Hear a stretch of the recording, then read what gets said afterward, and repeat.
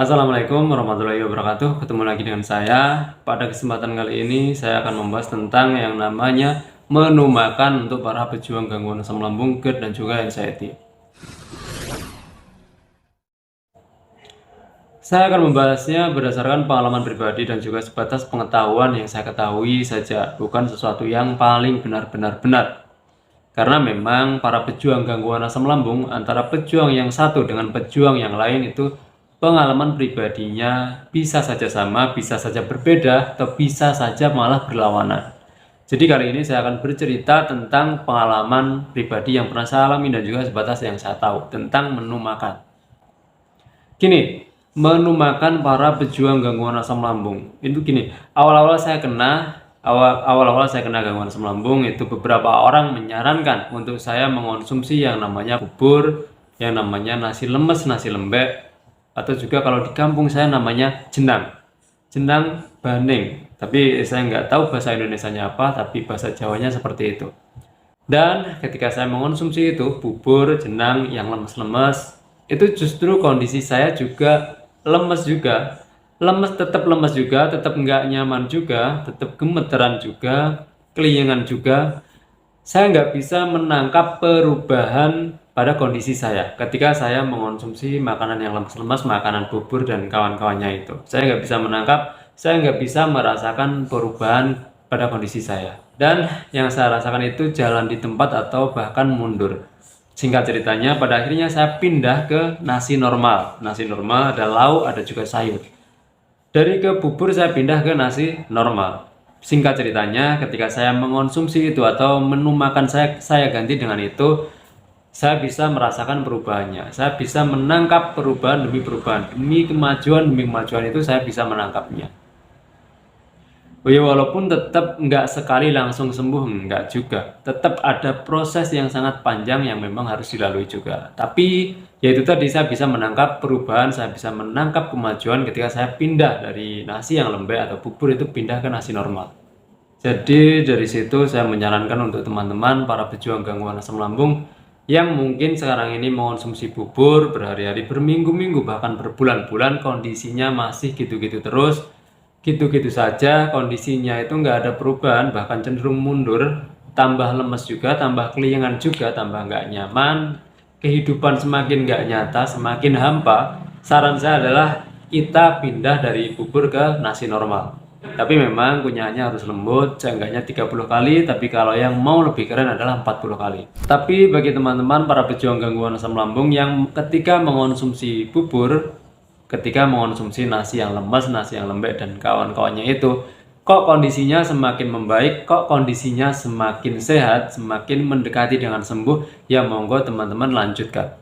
Teman-teman lanjutkan saja itu terus, ya barangkali itu adalah jalan kesembuhannya teman-teman. Karena memang untuk kesembuhan dari para pejuang gangguan asam lambung itu kadang memang berbeda. Tapi ya itu tadi, bagi yang nggak cocok atau bagi yang ketika mengonsumsi bubur tetap gitu-gitu saja, ya saya saranin adalah pindah ke nasi normal. Menunya adalah harus ada karbohidrat, yaitu nasi normal itu nasi, dan juga harus ada protein. Itu yang namanya protein itu sangat harus diadakan yang namanya protein. Karena ya itu tadi, ketika kita kurang yang namanya protein, kurang yang namanya karbohidrat, kondisi kita akan semakin lemes, akan semakin gak nyaman.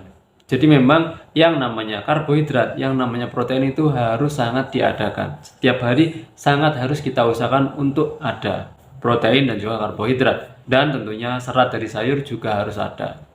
Dan protein yang saya maksud kita bisa mendapatkan dari daging sapi, daging ayam, ikan, dari telur juga bisa, dari tahu juga bisa, dari tempe juga bisa. Dari semua yang saya sebutkan itu tadi, saya kira atau saya yakin teman-teman pejuang gangguan asam lambung pasti ada yang cocok di antara yang saya sebutkan itu tadi. Entah dari cocok dari tempenya, atau di tahunya, atau di telur, atau di daging sapi, atau di ayam. Itu saya kira teman-teman pasti ada yang cocok. Teman-teman atur sendiri mana yang cocok, tapi sangat diusahakan untuk ada di menu makan kita.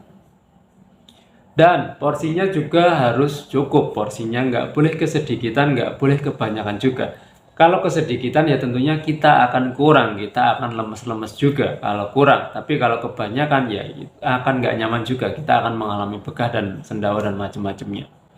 Jadi memang kita harus tepat, porsinya juga harus tepat. Saran saya adalah kalau bisa mendekati kenyang. Ya, kenyang juga nggak masalah, tapi jangan sampai kekenyangan. Itu juga harus diperhatikan.